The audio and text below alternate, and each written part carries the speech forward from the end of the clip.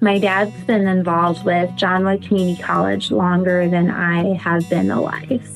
And so when my mom mentioned he was receiving this award, I was really excited for him because I've seen how much hard work, dedication, vision he's had to make John Wood Community College the best it can be. When I think about a Pathfinder, I think about a trailblazer. And, I think about John Wood and what he did for our community.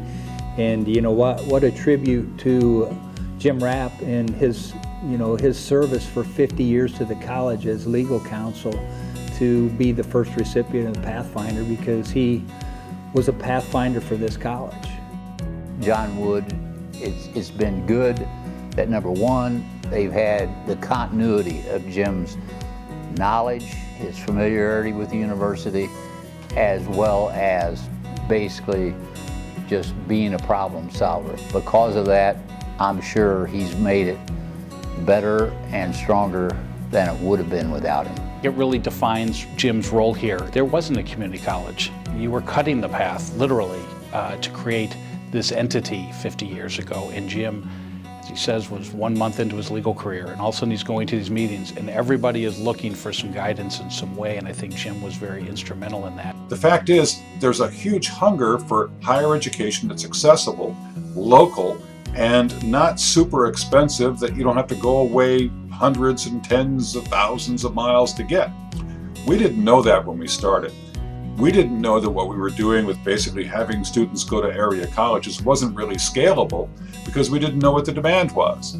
Having Jim Rapp there, learning his way with us, and the boards who came after me, to get us through all the legal challenges and all the legal questions about it, enabled the college to survive. And I don't know if that's a trait or a fact that's really well appreciated. There are people who didn't want this college to start at all, much less to survive, and here it is thriving. Jim would be right at the top of the list as far as a Pathfinder for this college. I mean, it was others that had that initial vision, but he helped take that vision of, making John Wood Community College a leading program in this state to the next level, and actually gave, breathed life into it and helped it along its way and foster that growth that they've had over the past 50 years. He won't ever take true credit for this, but he needs to, that the campus that we're on was his creative idea.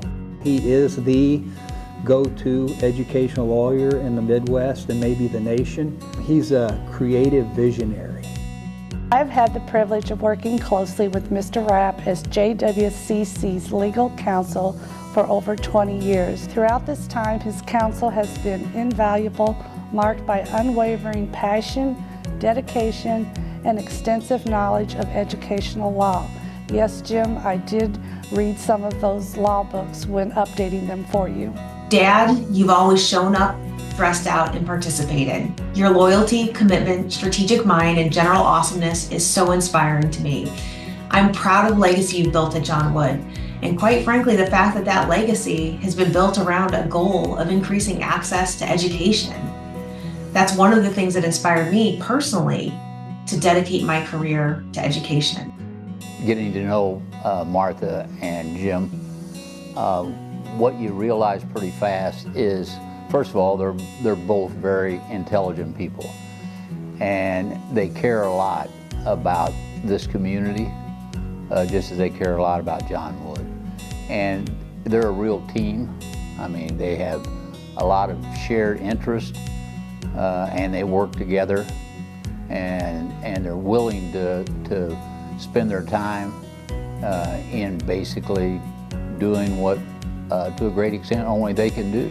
The legacy piece with the Pathways to Promise, which is a great concept because it can help students who may not otherwise have opportunities, and that really is what Jim's legacy was from building the college to give people opportunities, and now in turn to be able to help through his influence, through his impact, to then help students going forward and benefit from the Pathways, scholarships, and financial funding so they can hopefully reach their dreams and reach their fullest potential. Is, again, that servant and service element to Jim, but it's because they care about people, and that's what they're trying to do in benefiting this program.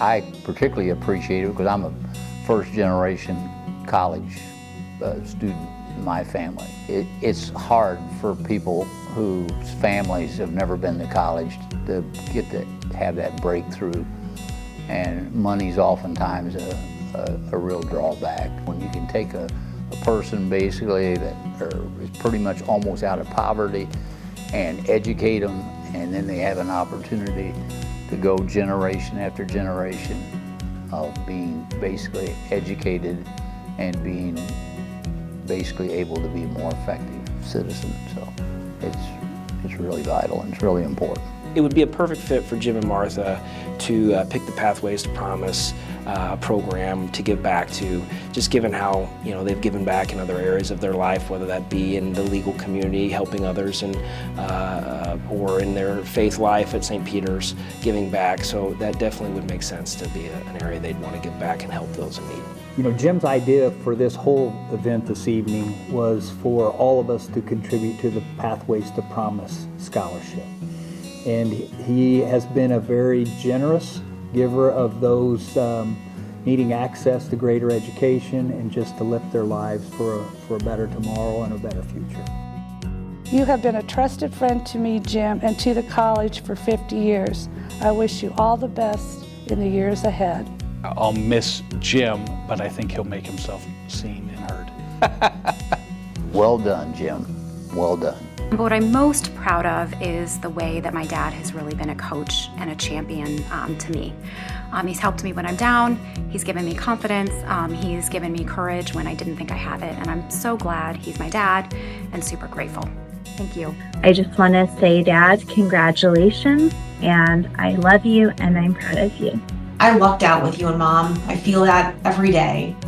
Whether it's brainstorming about the higher education business model, laughing about something that one of your grandkids said, or even reminiscing about your clever ways of helping us remember important life lessons. Out of curiosity, do you ever break out into song at John Wood meetings, such as the infamous "Stay in Your Lane"? Okay, maybe I didn't get my dad's singing skills. But anyway, Dad, I couldn't be prouder of the legacy you've built. Here's to you, and here's to 50 extraordinary years of service to John Wood. I love you.